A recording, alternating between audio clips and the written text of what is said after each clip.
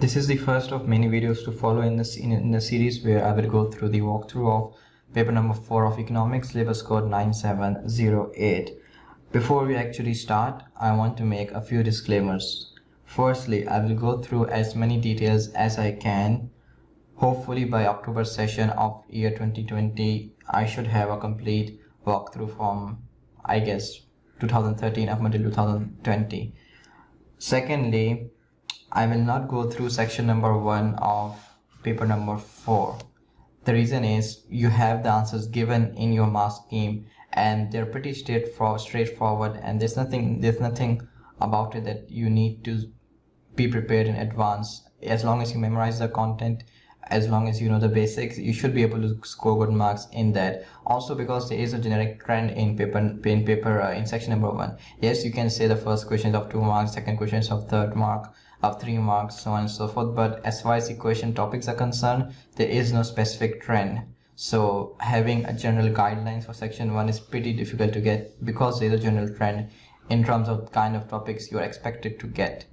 As far as my knowledge is concerned, we will focus mainly on section number B, because it is this section, the essay section, where most candidates suffer and they have problems. But the goal of this series is to convert economics into maths. The idea is that in maths, when you get a question, if you are someone who is well versed in the topic, you will know which formula to use, how to use it, and what are the pitfalls, where will you make mistakes, where are the probably scenarios, probably steps where you are likely to make mistakes. I'm trying to get the same perception of economics, especially for section number B. By the end of the series, hopefully all of you guys should be able to look at economics as maths, where you see a question, you get an idea of what they expect you to write, how they expect you to write, and in which scenarios, which cases you might make silly mistakes. And hopefully by the end of this, even if you follow along, not that diligently, you should be able to get at least 60% or more marks in your section B easily. So for this video, we'll just go through the intro, and in the next videos we'll start getting into details. I will not go through each past paper writing down the entire answer and giving a sample paper, hoping that you guys somehow read the sample paper and make something out of it. The reality is that in your economics, no two questions are the same. Yes, there are some general topics which you will go through, but no two topics are the same. So even if you have a sample paper, you can get an idea of how to write, but it's pretty difficult to go any further than that. And if you look at mark schemes, they don't really give you any details about how to write the answer. They just have generic description. Why is that? I don't understand to this day. Okay, so let's start with general trends you will have in section number B. When I say general trends, I'm talking about general topics you will have in your examination. In section number B, you will be asked to write 2 essays out of 7. So you'll be given 7 questions and you'll be asked to pick any 2 and write about them. Either you will have 1 question with 25 marks, or you will have 2 questions, one 12 mark and the other 13 marks. Both should add up to 15 marks. In this video, we'll go through the general topics you're likely to get, number 1.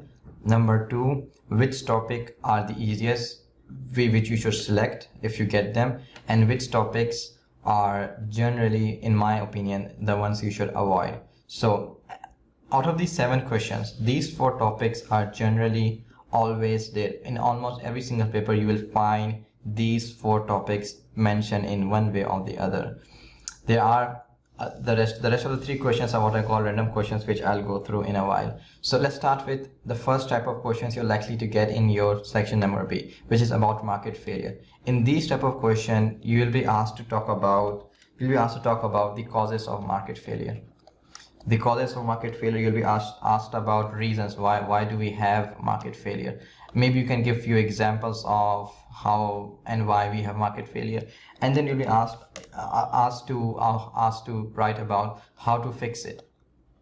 Now, of course, in your examination, you will have a specific scenario given. For example, due to coronavirus, governments are unable to provide healthcare services properly. Is this a form of market failure? A very simplistic question, but I hope you guys get the idea. You will have questions which are specific about a topic, a scenario, but the idea is same. They expect you to write the causes for market failure, reasons why we have market failure and how to fix them, and then evaluate in the sense deduce which is the best for that specific scenario, or are there any other reasons apart from market failure. The next most common type of questions you will get in the exam, which is almost always there in section B, is about labor market. In these type of questions, they expect you to talk about why we have the differences between perfect labor market and imperfect labor market. And imperfect labor market or monopoly. My pronunciation is in it. I can't pronounce that properly. Monopoly, I guess. Imperfect and perfect market. Imperfect and perfect labor market. You'll have questions where you will be given a specific scenario.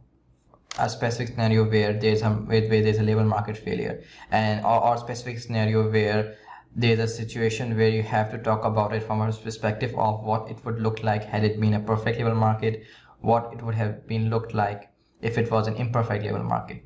Okay, again, these are very generic. Hopefully in the next videos in the series we'll go through more details. I just want to get some basics through at first. The third type of question you'll get in your exam is about development economics. This is usually my best topic personally. I guess it's for most other candidates too, because it's the easiest of all.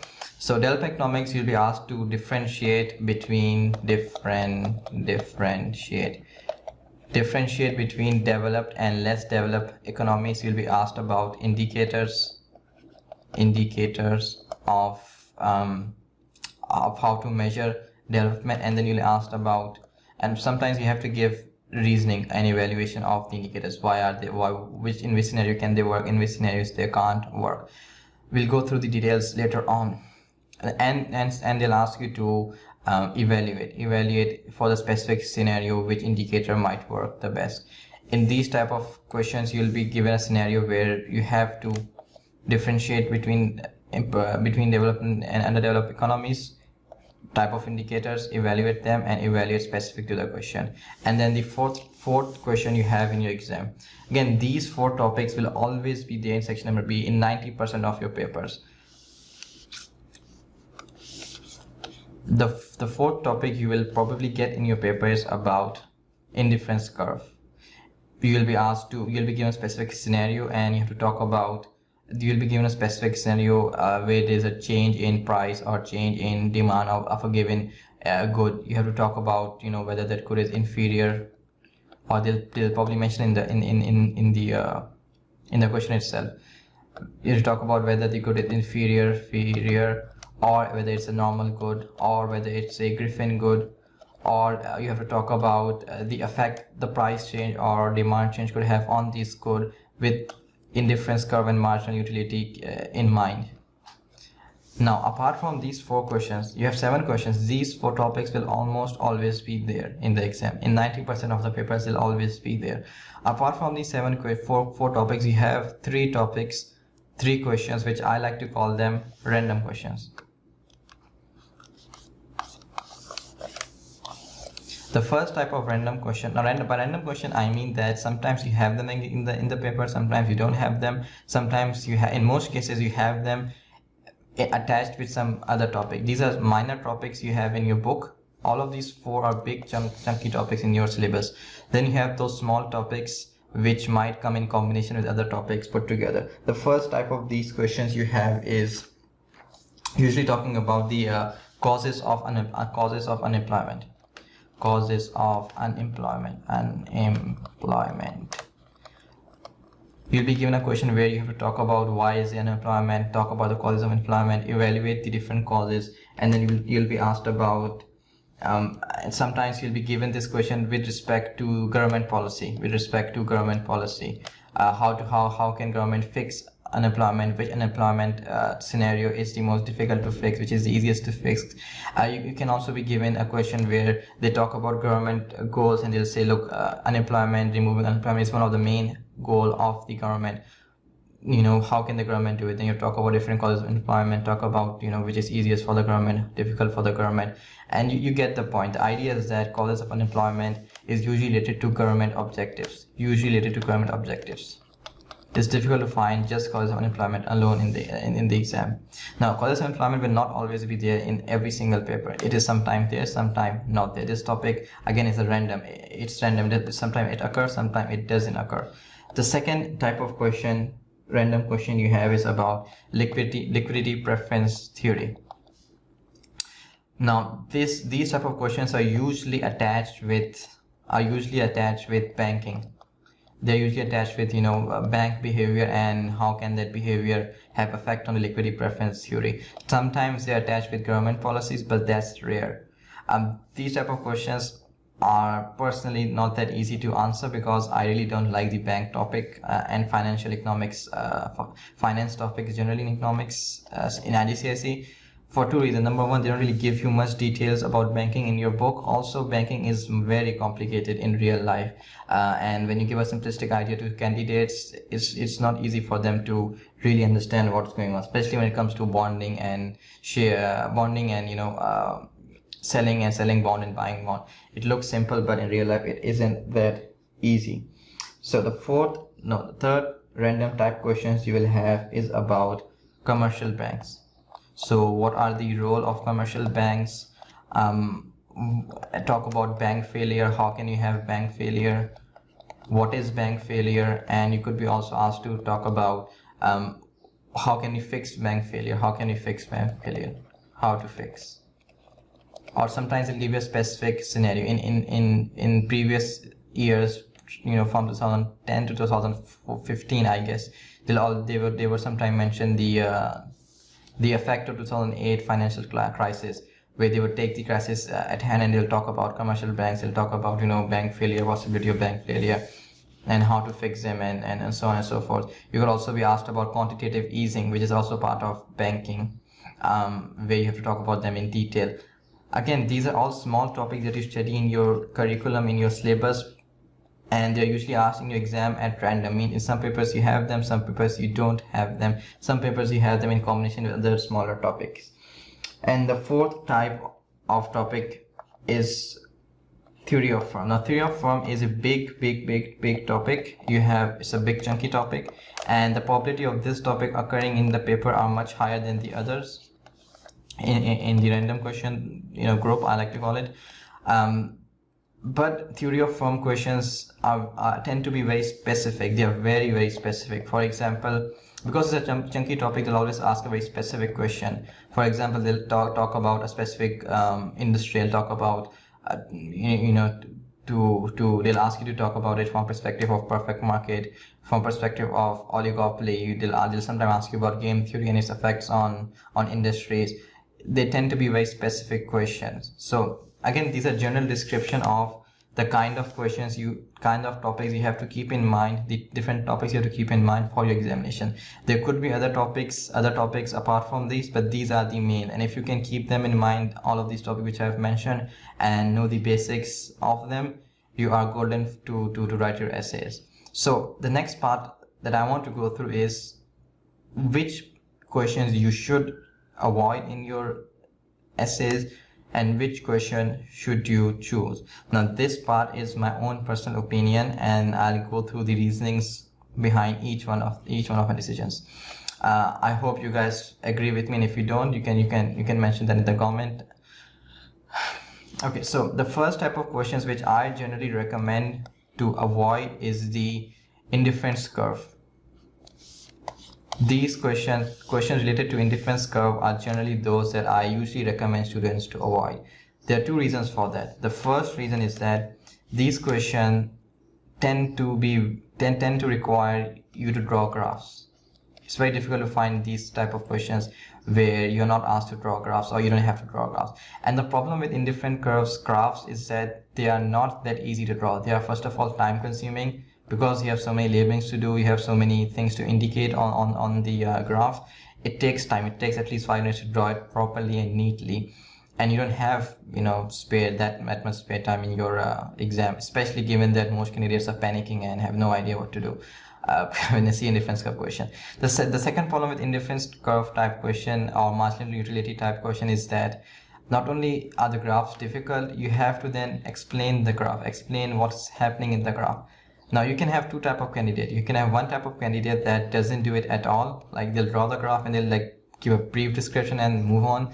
The other type of candidates are those that which will go like into way more details than they should need. They need to. They'll start talking about the x-axis, the y-axis, the curve, the shape of the curve, effects, and almost every single thing, which again takes the time away from them and doesn't really it's confusing, and that's the idea.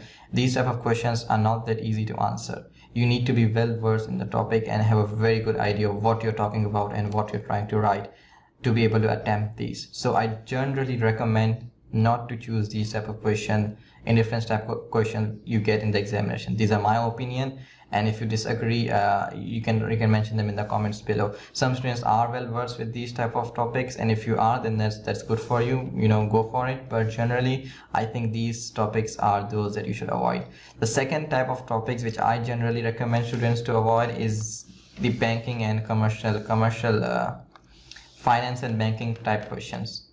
When talking about quantitative easing, talk about bank failure, talk about how banks work, talk about how do governments create bailouts for different types of bank, how do commercial banks buying and selling of bonds, questions related to finance. I generally recommend students to avoid these type of questions because they require knowledge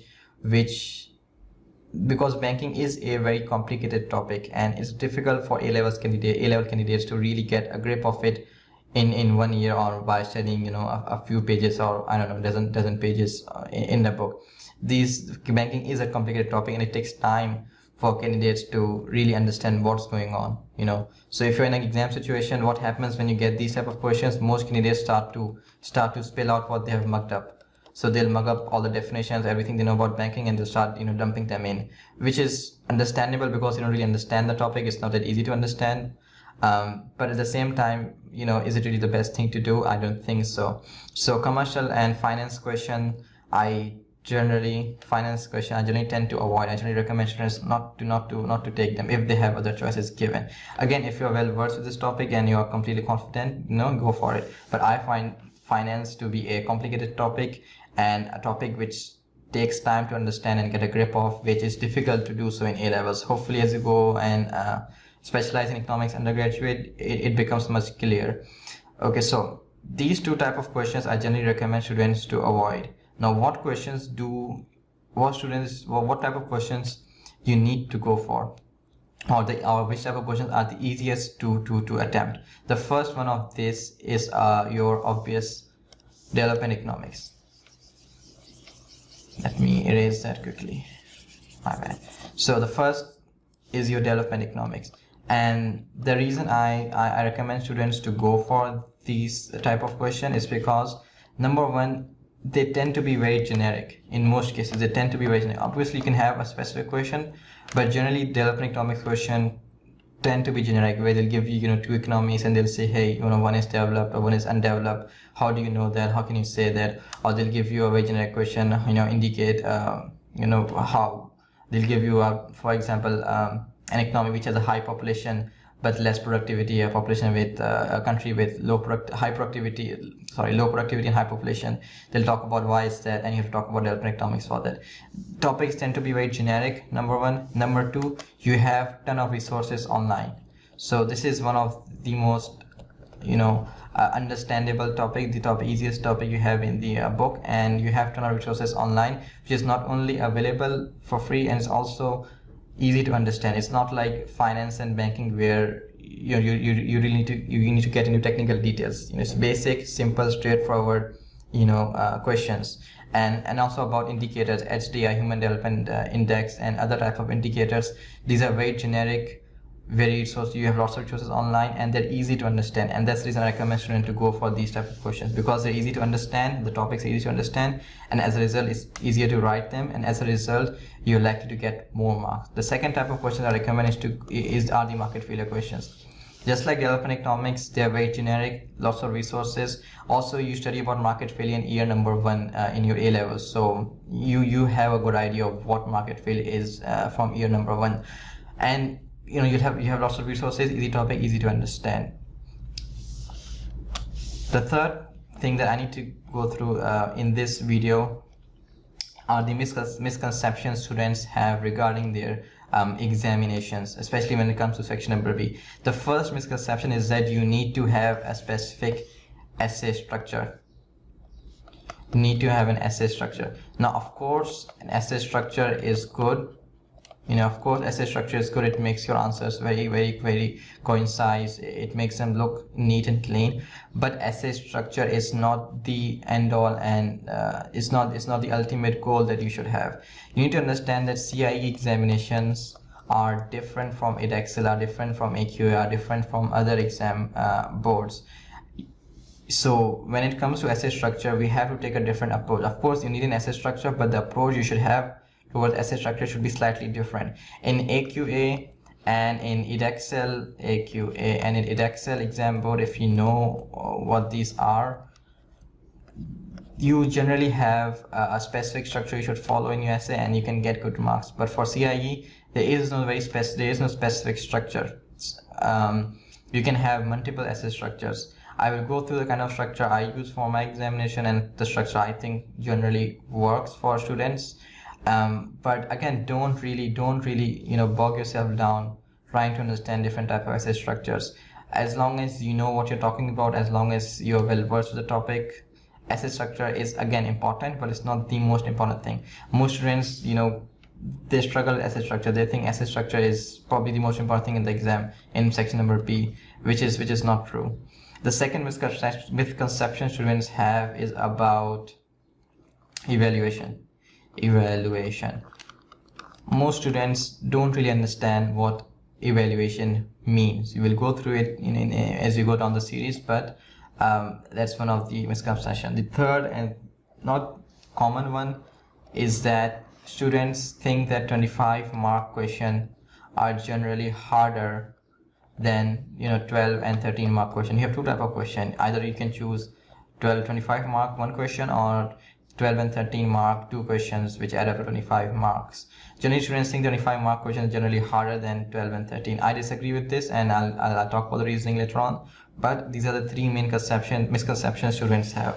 I know these videos are long, but hopefully they're informative, and I want to go through as much detail as I can as we go down the series. Hopefully by the end of it, you guys are able to think of economics as math, where you see a question, where you see a paper, you say, hey, these two topics, let me cancel them off. I don't, it's not easy for me to answer these two topics. Okay, they're talking about development economics, they're talking about market failure. Okay, let's see what I can write. Let's write down all the basics and think about evaluation. I want to, make economics into mathematics, where economic essays into mathematics, where candidates find it much easier to answer and it's much easier to keep in your head. So hopefully it's helpful.